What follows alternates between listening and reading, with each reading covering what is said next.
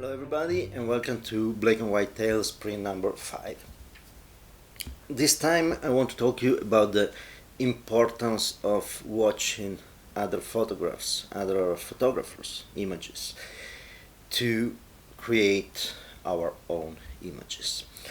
It was 2008. I was in Cologne in Germany at the Photokina. Beautiful trade show about photography. Now it's changed. At the time was probably the greatest photographic event in the world, and was really great to spend 5 or 6 days going around and looking at all the lectures and in all the booths to see the new techniques, the new tools in the photographic world. And I was there for all the event. And one day I was just kind of tired. It was the day that was open for the public, so it was pretty crowded, and I decided to keep the day for myself, take it easy and go around the city and take some images. And I was at the Hilton near the train station, and when I got out I found this beautiful light just in front of the train station, just few meters out of the hotel. And I really loved the sense of peace that was there that day, and the beautiful morning. But this image actually, I decided to compose it like this and to include these elements for another reason.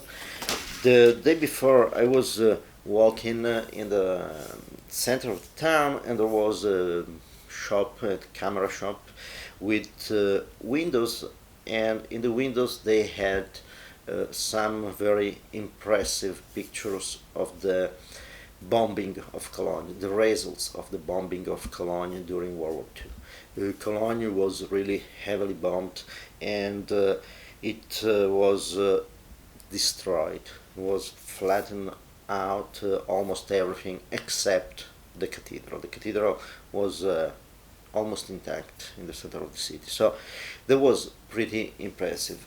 And when I was there the morning after, I was kind of impressed by the contrast of the peaceful sheen of the moment and what I saw in the images of the post-World War II destruction. And I decided to keep the train station. That was probably the most modern building, and it was totally destroyed. Obviously, the train station is always one of the main targets in bombing. This building right here was almost down, and I think they restored it to keep the original style. And obviously, the cathedral in the back was perfectly intact at the time and remained there. By the way, I don't know if this was the normal lighting of the city, or is just it was an art installation of something to promote some company, because these were really heavily sponsorized with a lot of signs on them, so in the back, and so I still don't know exactly what was this, but I loved how this kind of transparent poles interacted with the light. And when I was there, I was really thinking that it is impressive how the human being can recover from the most terrible situation. In that case, it was not just a terrible situation, it was a terrible decision. It was a terrible vote, because we have not to forget that Hitler got the 40% of the votes of the German people at the time.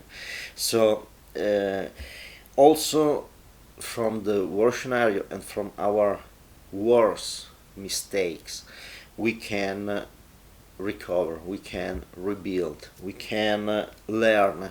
And if we learn enough, and if we learn that what was behind that situation, the extraction was the wrong philosophy, we can move on and we can create something new, and we can spend a beautiful morning sitting at a coffee and enjoying beautiful, peaceful place like that square that was totally destroyed during World War II.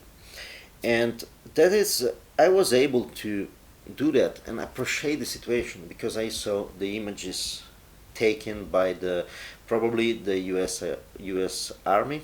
I was not really able to confirm going looking for the images online. I was not able to be sure about the source of the images, but most of them probably are from the U.S. Army.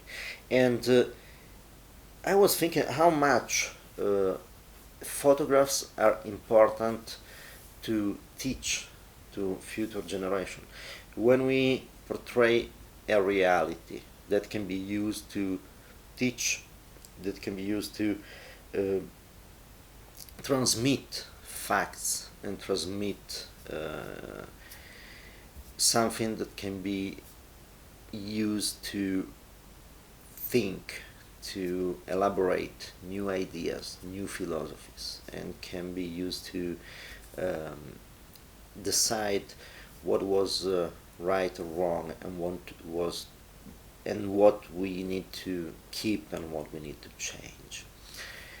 And that's was for me kind of impressive. And the other thing that I was thinking about this image, and actually it was not when I took the image, but I was thinking about it yesterday. I was preparing for this print number 5, and yesterday I was just to relax. I was watching a class online where a photographer was talking about his job, and he travels all around the world, and he takes landscapes, urban landscapes, or wild landscapes, and so on.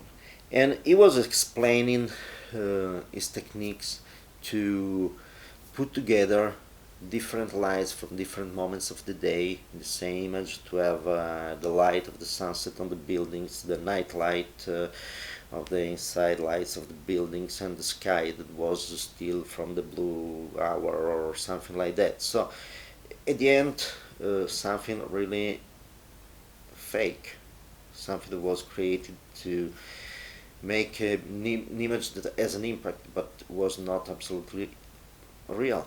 He even described how he was retouching away a bus in Sheen, a bus with tourists that were going there to take exactly the same picture. But he retouched it because you have to give the idea of wilderness. And I was thinking, what if the images I saw about the bombing of Cologne uh, after World War II were images that were not real? If I was not sure that the images were real, it could be modified to show more damages, less damages, and so on. I know that the images were real, so that reality was able to teach me something and make me decide my point of view, decide what I wanted to tell to the viewer. But what if those images were retouched as almost, I think 99% of the images are right now? And we need to think about our responsibility toward the future generations to stick to reality, to do something that can be used to learn. And don't get me wrong, the image is done by this photographer I was talking about. Uh, Beautiful images, if you look at them, the impact is great, but they will teach that there was a perfection that is not existent. Um, that will teach people to look for an impossible reality. Those images will let people just uh, be deluded by reality. And as photographers, we had a lot of debate about the ethic of retouching, but only when we are talking about models or something like that, fashion photography, there was a lot of debate because this idea of impossible perfection is something that can change the life of a teenager. It's normal to have teenager girls going crazy because they try to reach an aspect, a physical aspect that is impossible. It's absolutely impossible. It can be possible only with photo retouching. But almost nobody speak about the ethic that must be involved when we take images as landscape, for example, or urban landscape in this case, or what is called now street photography, and all these other genres of images. And our responsibility, in my opinion, is to keep it real. And this image of Cologne is exactly the reality of the morning. The only thing I retouched here, this was taken in digital, and the only thing I retouched were a couple of spots of dust on my sensor, but anything else. I had the choice to delete, I was thinking to delete this little sign, because I was thinking, it's distracting, attract the eyes, but then I was thinking, why? The sign was there. I leave it there. So this is a reality that I was able to think, and I was able to keep to take the images from the 45 and see that reality and compare with this reality. Is a comparison that I can do because both the images were real. If they are not real, we are lost. We cannot use images as a tool to learn about the world. So that's all what I was thinking about this image, and this is the story behind it. As usual, please go to my website and look at the image directly on my page. There's the link below in the description of the YouTube video, so you can see it in its real quality and not in this small and low quality video. Please, if you like the video, please put a like here on YouTube, subscribe to my channel, share the video with your friends, and please go on my website, and if you want to keep updated, register on my web, sign up on my website, and you will receive the weekly email with the updates. Thank you very much for watching, and keep creative, stay free, and have a lot of fun.